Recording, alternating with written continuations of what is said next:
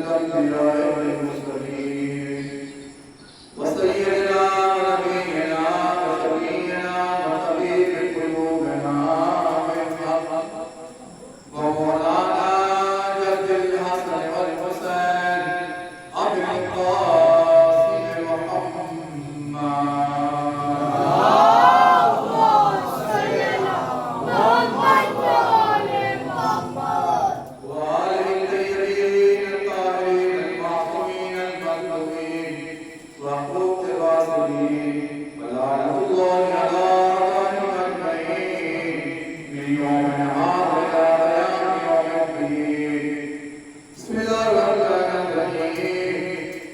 الرحمن علم القرآن خلق الإنسان علمه البيان بسم الله الرحمن الرحيم اللهم صل وليك القدس الحسن صلوات عليه وعلى آله الصادق في كل ساعة وليا وحافظا وقائدا وناصرا ودليلا وعين حتى تسكنه وزكاة وتمتعوا فيها طويلا اللهم صل على محمد وآل محمد.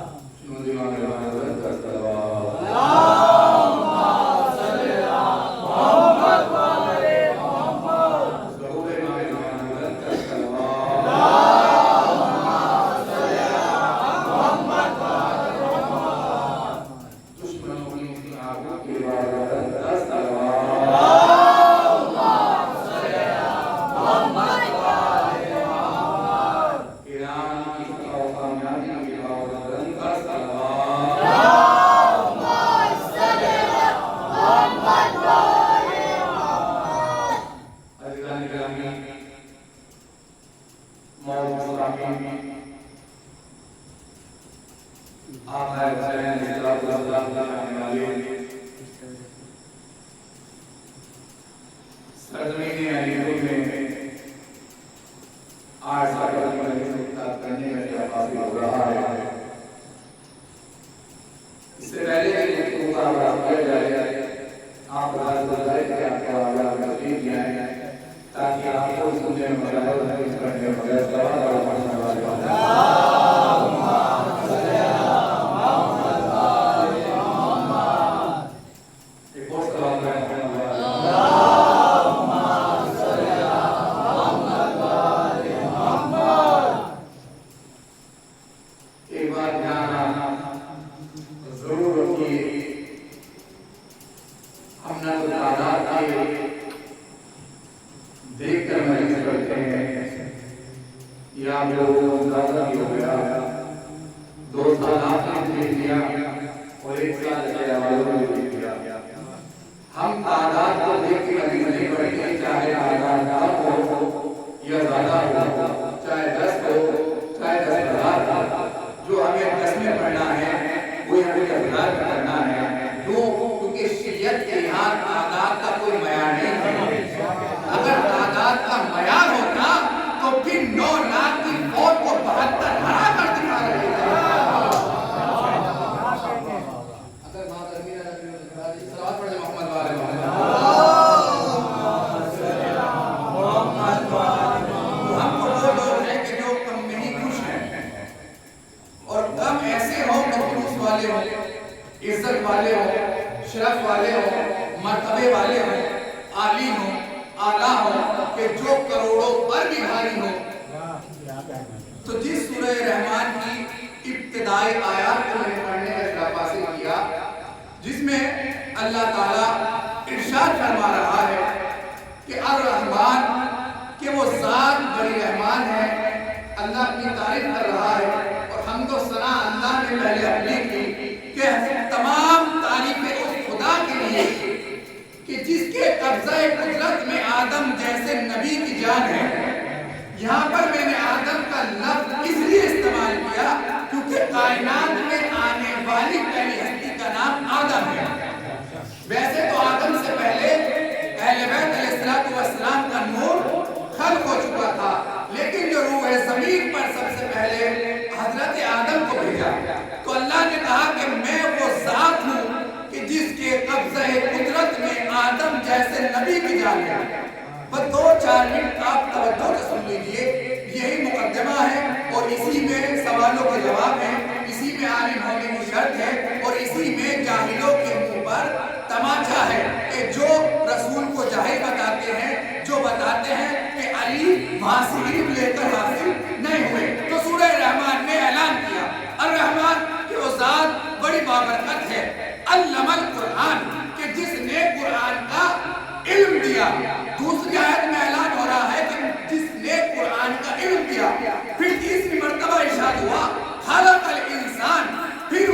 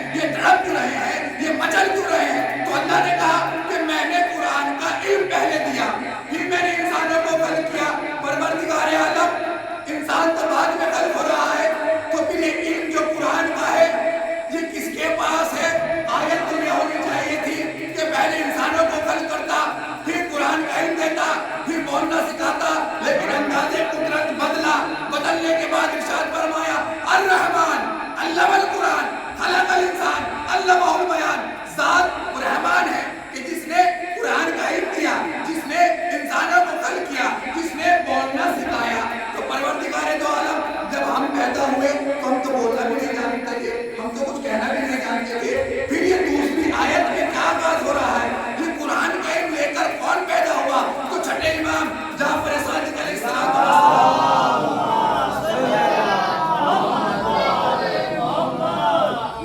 एक शख्स आता है और आगे कहता है फर्जंद रसूल, ए सादिक आले मोहम्मद, ये सूरह रहमान की इब्तिदाई आयत है, ये किसकी शान में नाजिल हुई? तो छठे इमाम ने फरमाया ये इब्तिदाई आयत हक अहले बैत की शान में नाजिल हुई, ये अहले बैत की शान में नाजिल हुई। आप अभी तक भी नहीं पहुंचे कि हमने कुरान का इल्म पहले दिया, फिर हमने इंसानों को खल्क किया, तो फिर मालूम कैसे हो कि कुरान का इल्म पहले आया, इंसान बाद में खल्क हुआ? तो कहीं जाने की जरूरत नहीं है, सरजमीने मक्के पे आ जाना। 13 रजब को काबे की दीवार फट जाएगी, 16 रजब को नबी के हाथों पर अली होंगे, नबी पूछेंगे, अली पूछेंगे या नबी अल्लाह क्या सुनना चाहते हो? तौरात सुनना चाहते हो? ज़बूर सुनना चाहते हो? इंजील सुनना चाहते हो? कुरान सुनना चाहते हो? जब तौरात सुनाई तो रसूल ने सरज लगाई, तौरात मूसा से बेहतर, इंजील सुनाई तो ईसा से बेहतर, ज़बूर सुनाई तो दाऊद से बेहतर सुनाई, और जब कुरान सुनाया तो नबी ने सरज लगाई कि या अली कुरान ऐसे पढ़ा जैसे मैं पढ़ता था।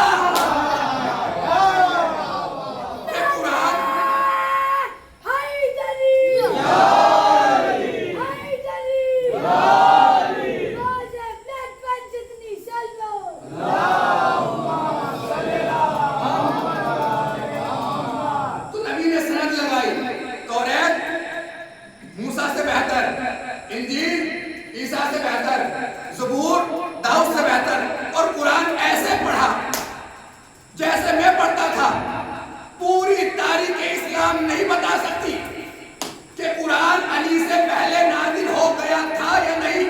सबने कहा कि कुरान 10 साल बाद नाजिल होगा, और अली कुरान सुना रहे पहले, नबी सनद लगा रहे हैं कि जैसे मैं पढ़ता हूँ अली तुम ऐसे पढ़ रहे हो।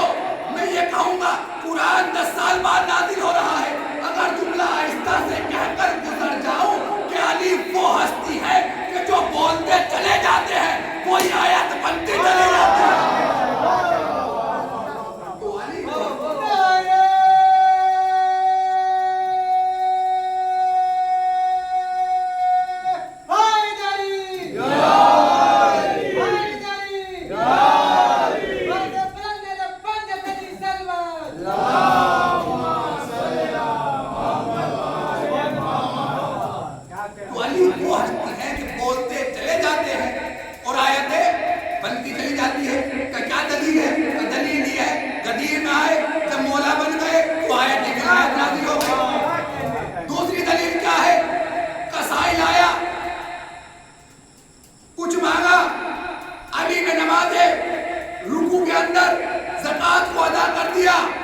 अली को पता भी नहीं लगा, साहिल की मुराद पूरी भी हो गई, ज़कात अदा हो गई, जिब्रील अर्श से चले, फर्श पर आए और इन्नमा वलियुकुमुल्लाहु व रसूलुहु वल्लज़ीना आमनू युक़ीमूनस्सलाता व युऊतूनज़्ज़काता व हुम राकिऊन की बेस पर ताला लगाकर बता दिया कि अली उस हस्ती का नाम है, ये बोलता चला जाएगा, कुरान मुकम्मल होता चला जाएगा।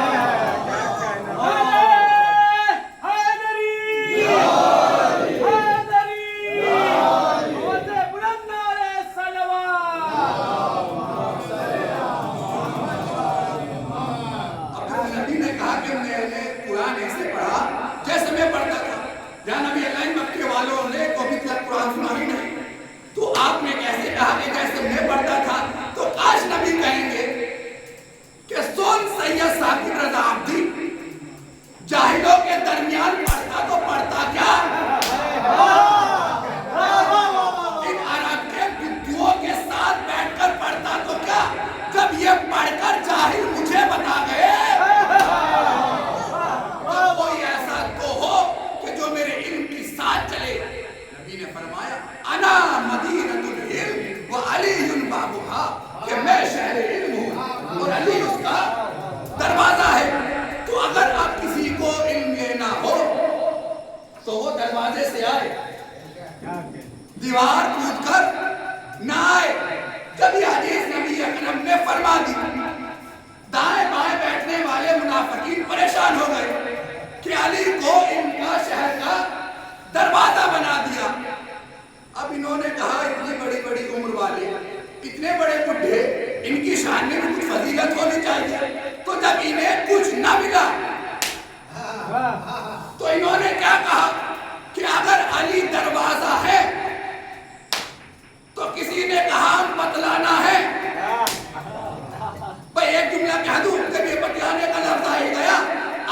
वो है जो आयत इन्नमा युरिदुल्लाह का ताला लगाकर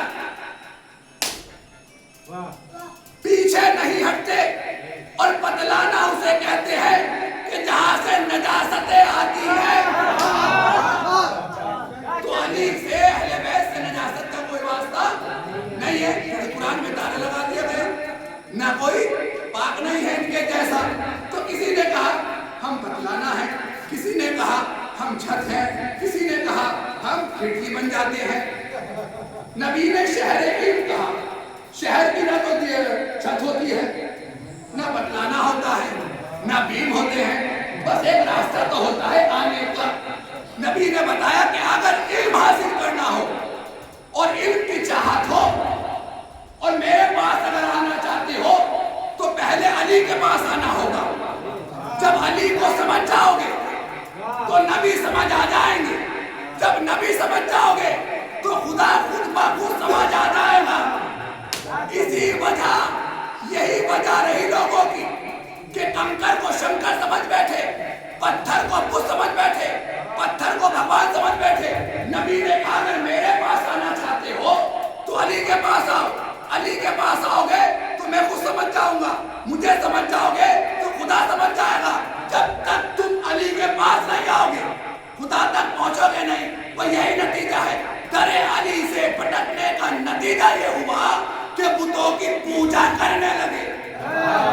और नबी ने कहा कि जो पूजा कर ले वो कुछ भी हो जाए, लेकिन पाप नहीं हो सकता। सलावत कर दे मोहम्मद वाले।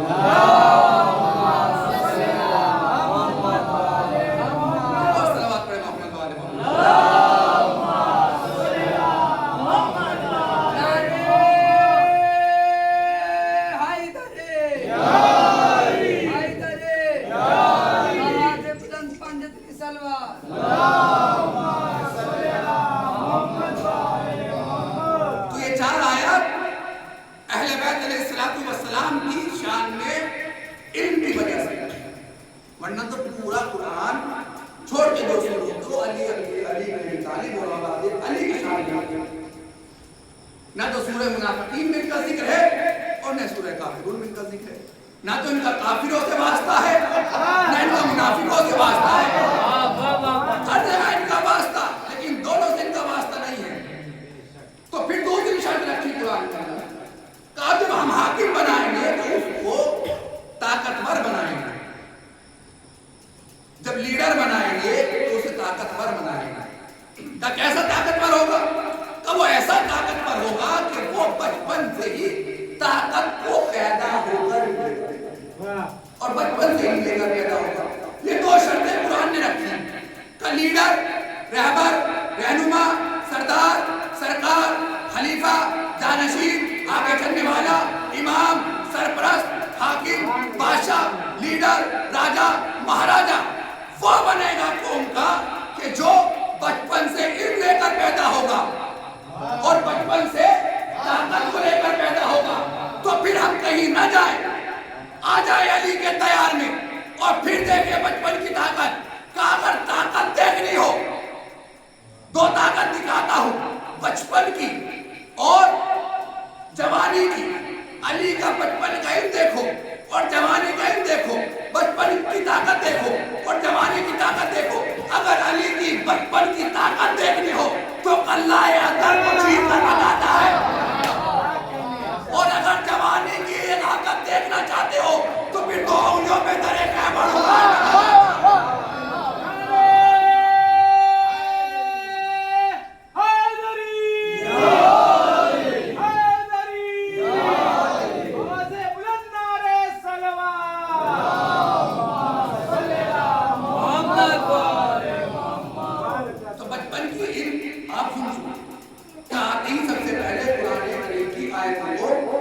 सुनाया तो जवानी का क्या इल्म है?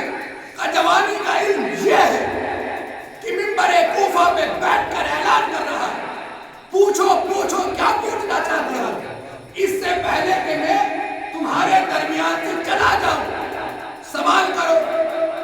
अब एक कमबख्त खड़ा हुआ, उन्होंने जब बात कहता है यार इतना बड़ा दावा, हाँ दावा है, तब मैं इस जमीन से ज्यादा आसमान के रास्ते जाऊंगा।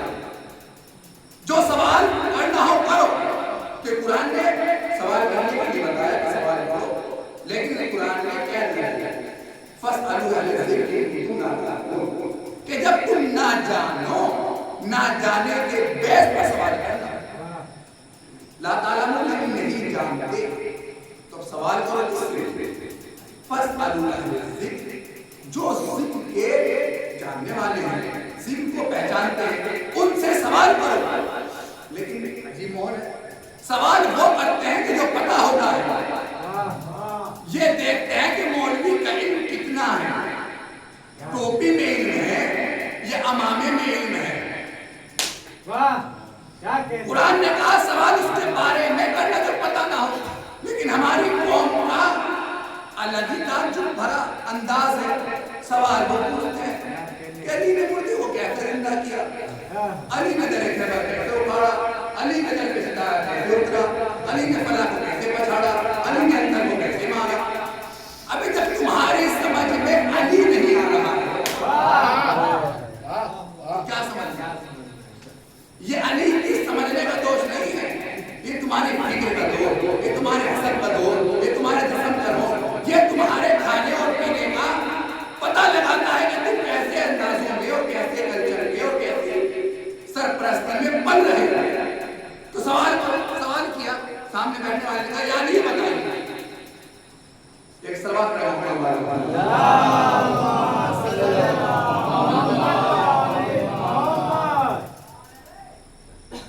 یا علی یہ بتائیے، دیکھ رکھ کے دل سوال کرنا دل کے علی کہہ رہے ہیں کہ وہ میں زمین سے زیادہ آسمان کی آتی ہے، لیکن یہ بے وقوفی کہہ رہا ہے یا علی یہ بتائیے آپ نے میرے سامنے پارے۔ جب علی نے آسمان کا دعویٰ کر دیا تو زمین کا سوال کیا کر رہا ہے؟ کہنا یا علی بتائیے، مولانا نے کہا سوال وہ کر اس میں تیرے علم میں اضافہ ہوا، یا علی بتا دیجئے بال کتنے ہیں؟ تو علی نے بھی مسکرا کر کہا کہ جتنے آسمان کے ستارے ہیں اتنے سے بال ہیں، ستاروں کو گنتے چلے جانا، بال خود بخود گنتے چلے جائیں گے، نہ تو ستارے گن پائے گا تو نہ تو بال گن پائے گا۔ صلوات پڑھتے محمد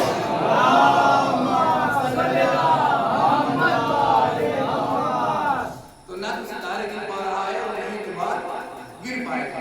تو میرے مولا علی علیہ السلام کی محبت وہ محبت ہے کہ اگر کوئی انسان اپنے دل میں علی کی محبت کو رکھ لے معرفت کے ساتھ، تو حدیث آگے بڑھ کے کہتی ہے کہ اس کے گناہ اس طرح ختم ہو جاتے ہیں کہ جس طرح آگ لکڑی کو کھا جائے۔ اور سب نے کہا یہ حدیث صحیح ہے، سنی شیعہ سب نے کہا کہ جس کے دل میں علی کی محبت ہوگی اس کے گناہ اس طرح ختم ہو جائیں گے جس طرح آگ لکڑی کو کھا جائے۔ تو آپ کو پتا ہے جب آگ جلتی ہے تو کیا حال ہوتا ہے؟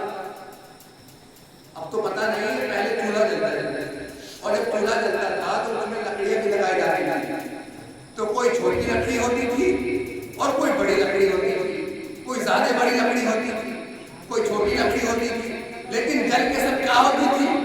راکھ بن جاتی تھی۔ اب سمجھ میں آیا کہ نبی نے کیوں آگ سے کی مشابہت کی کہ علی کی محبت جس کے دل میں ہوگی اس کے گناہ اس طرح ختم ہو جائیں گے جس طرح آگ لکڑی کو کھا جاتی ہے، یعنی راکھ بن جاتی ہے۔ اب لوگ دوسروں پہ سوال نہ کریں کہ فلاں نماز نہیں پڑھتا، فلاں یہ کرتا ہے، فلاں وہ کرتا ہے، فلاں یہ کرتا ہے، کہ جب آگ لکڑی کو کھاتی ہے تو پھر یہ نہیں دیکھا جاتا گناہ کتنا بڑا ہے، گناہ چھوٹا ہے یا گناہ بڑا ہے۔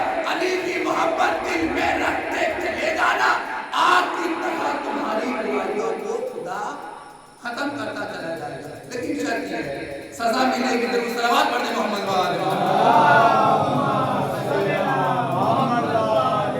ابھی آپ اس کے بعد خوش ہو کے چلے جائیں کچھ ہونے والا نہیں، نماز نہیں پڑھی تو پٹو گے ضرور، بنا پٹے جنت میں داخل نہیں ہوگے۔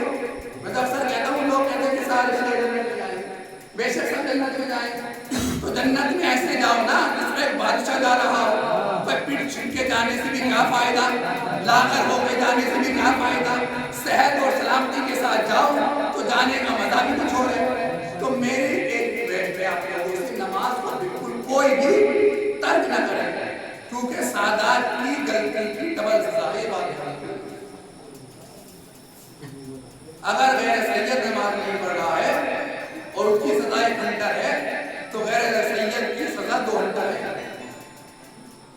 یہ بات ध्यान رکھو.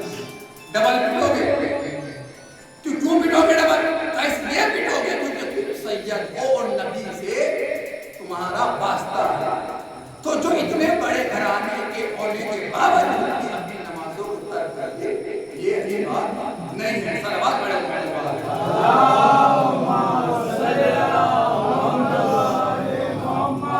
تو میرا علی کعبے میں 13 رجب کو کعبے میں فاطمہ بنت اسد داخل ہوئی. 16 رجب کو باہر آئی. جب باہر آئی تو لوگوں نے سوال کیا 3 دن تک کھانا پینا رہنا سہنا کیسے ہوا؟ لوگوں نے سوال کیا اے ابو طالب تم کعبے میں متولی ہو تو تم نے اس لیے فاطمہ بنت اسد کو چابی دے دی کہ تالا کھول دو اور جاؤ اندر چلی جاؤ.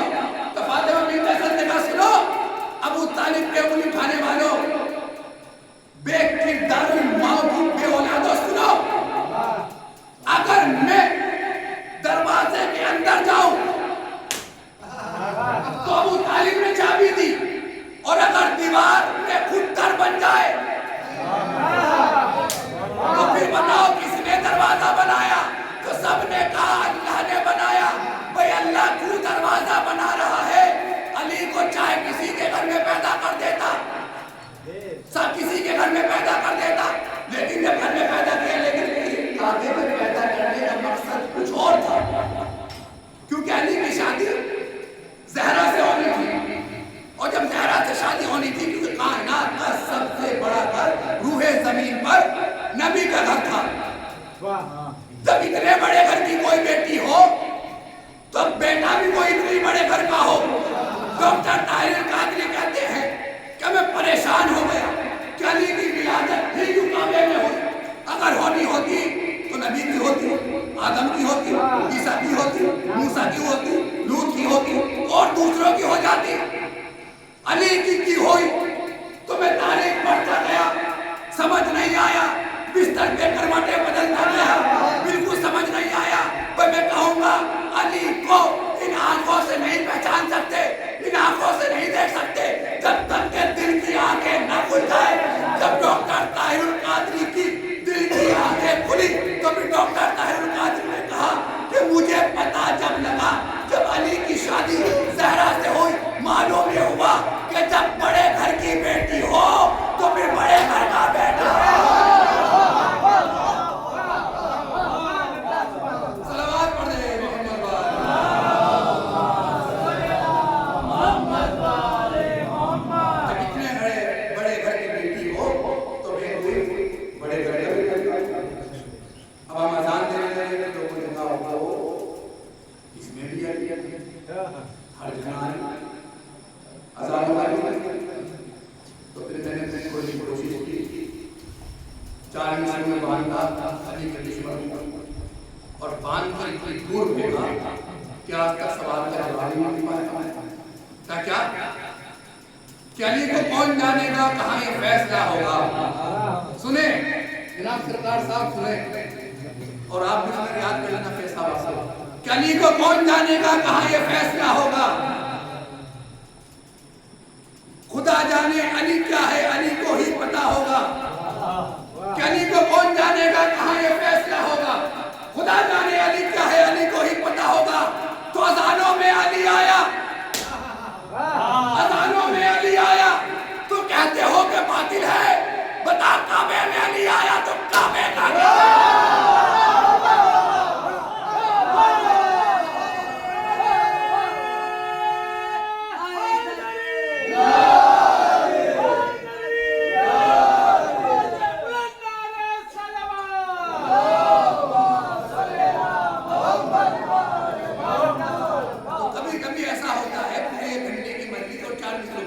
تمام ہو جاتی ہے. بتا علی کعبے میں آیا ہے, بتا کعبے کا کیا ہوگا. ہم اذانوں میں کہہ رہے ہو تو باطل ہے. بتا کعبے آپ کا باطل ہے یا صحیح ہے. کعبے کو باطل کہنے والا اسلام سے خارج تو ہو جائے گا, علی کا چاہنے والا نہیں ہوگا. ہماری تو الگ پہچان ہے, ہمیں کسی کو بتانے کی کوئی ضرورت نہیں ہے کہ ہم کون ہیں. ہمیں پہچان دو, ہمیں پہچاننے کی ضرورت نہیں ہے. ہمارے نام ہی بتاتے ہیں کہ کون ہیں.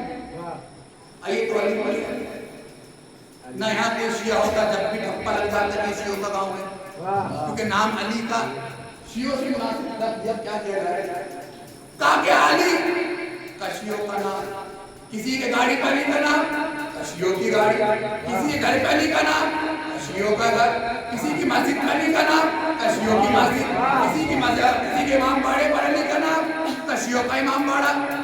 تو کیا کہنے تمہارے فکر کے کہ یہی فکر ہے؟ ہاں یہی فکر ہے کہ اگر جہاں جہاں علی لکھا ہوگا وہ شیعوں کا ہوگا، وہ شیعوں کا ہوگا، وہ شیعوں کا ہوگا، تو گھبرانے کی بات نہیں ہے۔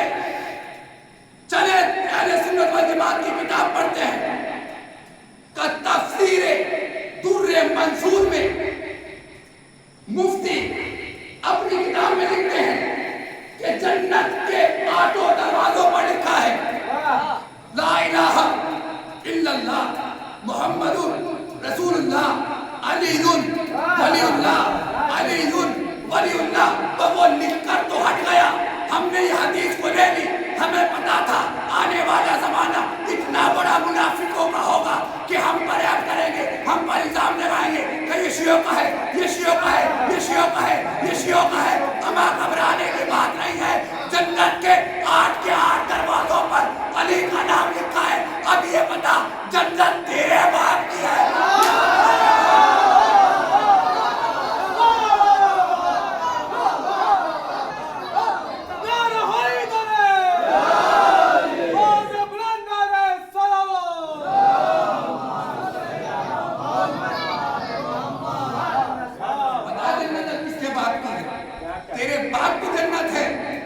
میرے باپ کی جنت ہے۔ اب مسکرا کے کہیں گے بھیا کہیں نہیں بچ پا سکتے، اور نہ بچنے کے اور نہ جانے کے لیے چلے جاؤ، اور دنیا کی عزت کی گزارو اور آخرت کی عزت کی گزارو۔ ایک صلوات پڑھیں محمد وآلہ محمد۔ تو ہر جگہ علی علی، ہمیں بتانے کی ضرورت نہیں پڑی ہم کون ہیں۔ شکر ہے دنیا نے پہچان لیا کون ہے، اور اس زمانے میں پہچان لیا کون ہے، ہمیں بتانے کی کوئی ضرورت نہیں ہے۔ ہم مجھے اپنے بڑے بھائی محمد حسینی کا وہ جملہ یاد آیا، جملہ کسی کا پر اچھا ہو تو غور کر لینا چاہیے، پڑھ لینا چاہیے، کیونکہ ہمارا تو سنیے ہے، بات اچھی ہو تو لے لو، بیکار ہو تو لے لو۔ تو محمد حسینی صاحب نے یہ کہا کہ جب انسان کا پلیٹ فارم چھوٹا ہوتا اور شخصیت چھوٹی ہوتی ہے، پھر تعارف کرانے میں گھنٹہ لگتا ہے۔ پہلے لوگ جب ہم سے پوچھتے تھے کون، تو ہم کہتے تھے مسلمان۔ کہ کون سے مسلمان؟ کہ شیعہ مسلمان۔ کہ شیعہ کون ہوتے ہیں؟ کہ جو تازیہ اٹھائے، جو علم اٹھائے، جو ماتم کرے، جو محفل کرے، جو زنجیروں کا ماتم کرے، جو سبیلے لگائے۔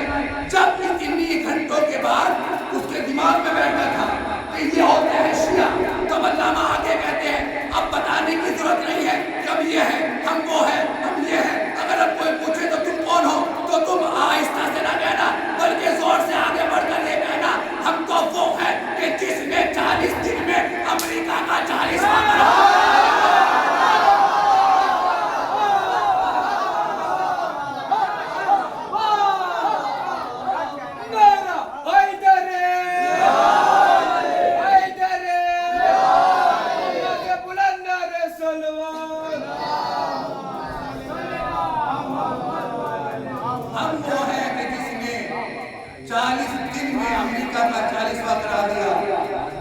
اور اب برسی بھی کرائیں گے انشاءاللہ۔ صلوات پڑھ دیں محمد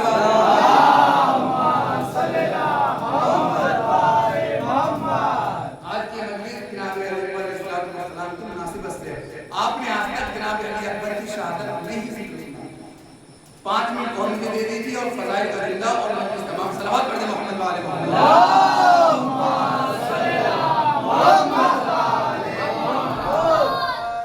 کہ جب یہ قافلہ مدینے سے چلا تو کچھ امام کے چاہنے والے آگے بڑھے اور آگے بڑھ کر کہتے ہیں اے فرزند رسول اس راستے سے نہ جائیں۔ مولا نے کہا کیوں اس راستے سے نہ جائیں؟ کہ اس راستے پر عبدالعزیز عرب کا سب سے بڑا ڈاکو ہے، سب سے بڑا بدماش ہوتا ہے۔ کہ مولا راستے سے جاؤ گے تو یہ لوٹ لے گا.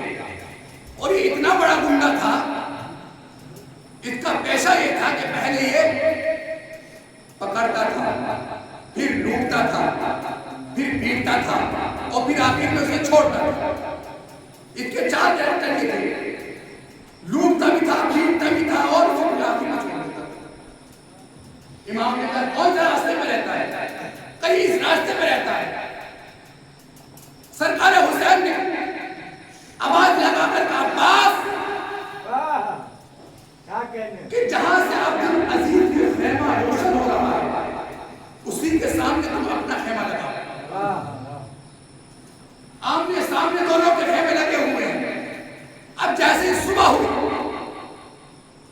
سرکار حسین نے نماز پڑھائی, اور نماز پڑھا کر جب آخری تکبیر کے ہی سلام دے تو ایک جملہ تھا, آئینہ آئینہ علی اکبر, کہاں ہو علی اکبر؟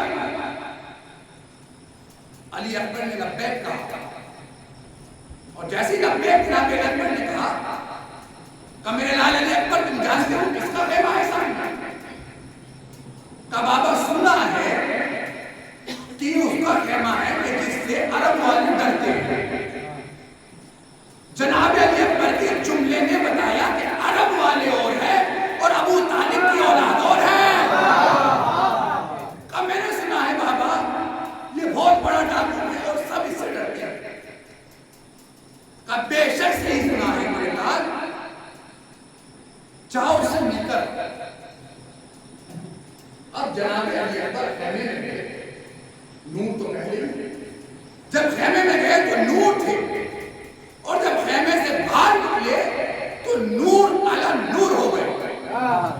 اور جب نور ہو گئے بابا اجازت ہے تو سرکار حسین کہتے ہیں میرے لال اکبر ابھی ایسے نہیں جانا, چہرے پر نقاب کو لگا اور اس کے بعد جانا. جناب علی اکبر گھوڑے پر سوار ہوئے. جب سوار ہوئے تو عبدالعزیز ڈاکو سو رہا تھا اور اس کا جاسوس جاگ رہا تھا.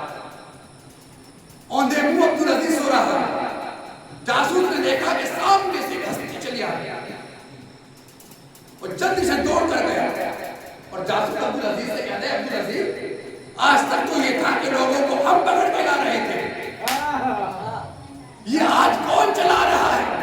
تو عبدالعزیز سے اس نے کہا کہ مجھے لگتا ہے کہ کوئی شریف آ رہا ہے جسے پتا نہیں ہے کہ ہم چور ہیں, ہم ڈاکو ہیں, ہم بدماش ہیں. ٹھیک ہے, عبدالعزیز نے کہا جاؤ تم اسے گھیرو اور میں آتا ہوں. عبدالعزیز نے استاد ڈاکو کا استاد ہے, انہیں اپنی شاگرد کو بلایا. کیا کہہ رہا ہے؟ شریف آ رہا ہے. پاس بلایا, عبدالعزیز نے سار پر تماچا لگایا اور لگا کر کہتا ہے کہ شریف آ رہا ہے. یہ کیوں نہیں کہتا کہ شریف زیادہ آ رہا ہے؟ جناب علی اکبر بیچ میں 500 سپاہیوں نے علی اکبر کو گھیرا اور 500 بھالے تھے. جناب علی اکبر بیچ میں تھے. عبدالعزیز کہہ رہا ہے کہ اسے گھیرو.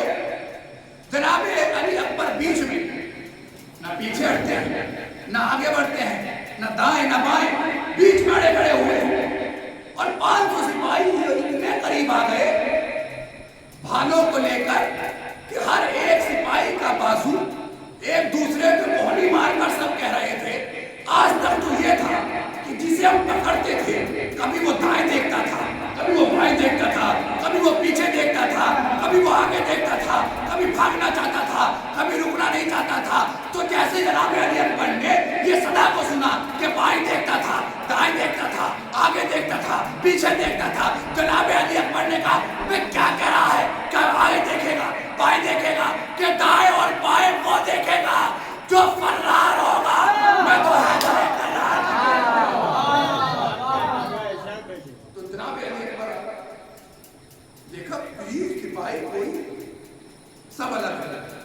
عبدالعزیز نے آ کے جناب علی اکبر کے پیروں میں سر رکھا, اور پیروں میں جب سر رکھا تو جناب علی اکبر کہتے ہیں کہ کیا بات ہے, میں نے سنا ہے بہت بڑا ڈاکو ہے, بہت بڑا بدماش ہے, اور میرے سامنے سب کام کر رہا ہے.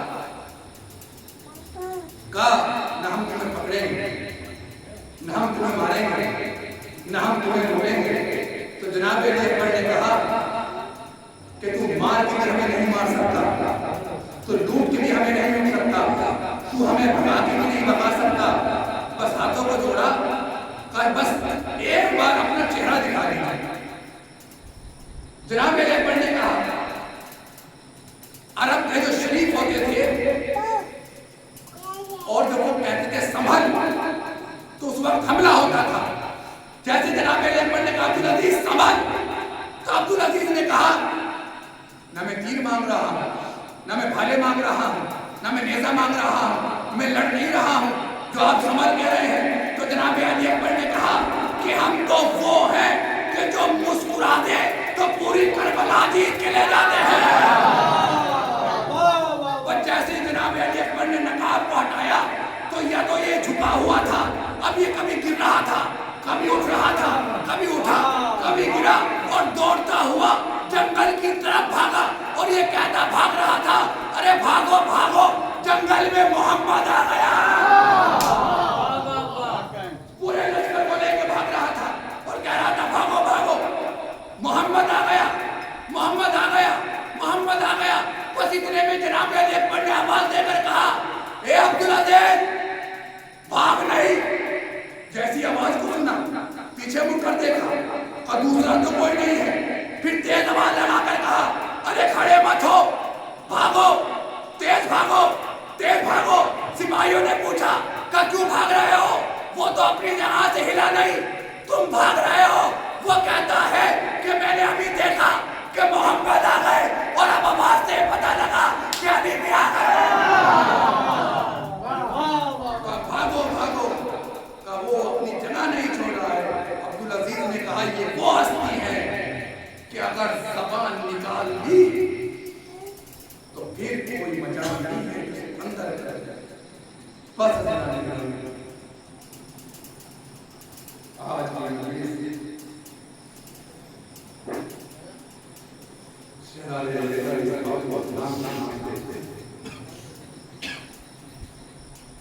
ठीक है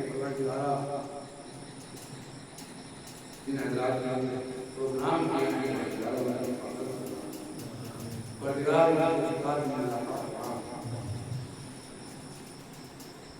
आज शबे जुमा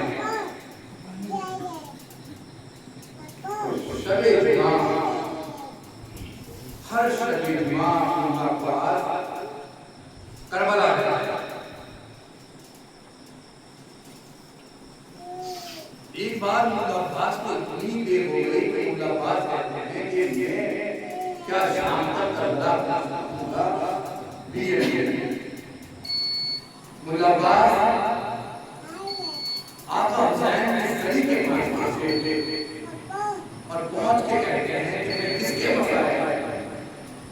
तो मुल्ला अब्बास ने तय किया उनके पास एक किताब मर्सी की थी और जिस जो पहले मसले हो जाएगा मैं उसके मसाया करूंगा। तारीख कहती है कि जैसे मुल्ला अब्बास ने मर्सी किताब पढ़ी तो क्या देखा कि जनाब अली अकबर की मुसीबत और शहजादी की मुसीबत ऐसी मुसीबत पड़ी क्या आलम होगा कि जब बाप के सामने बेटी की शहादत का मंजर बताया जाए।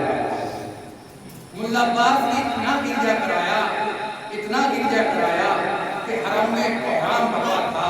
लेकिन अजीजाने गिरामी तारीख ये लिखती है कि जब मुल्ला अब्बास अपने घर पहुंचे और अब सो ही गए थे कि इतने में सरकार हुसैन आते हैं और आकर कहते हैं मुल्ला अब्बास अरे जब अगली शबे जुमा मेरी कब्र पे आना, अरे मेरे अकबर के मसायब न पढ़ना। अरे मुल्ला अब्बास ने हाथों को जोड़ा और आवाज देकर कहा अरे आका क्या कोई गलती हो गई, अरे क्या कोई कमी हो गई?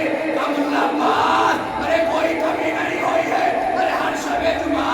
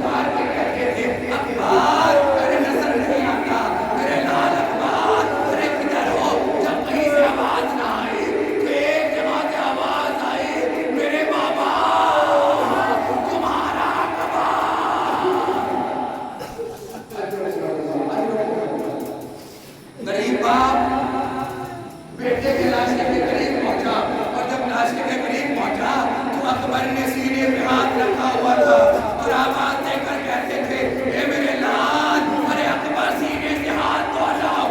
اکبر کہتے ہیں بابا ارے سینے کا درد نہ دیکھ پاؤ گے، ارے اب تو سینے سے ہاتھ ہٹا، ارے کیا دیکھا، ارے چھنی کا شیدا حسین نے علی اکبر کو جلدی زمین پر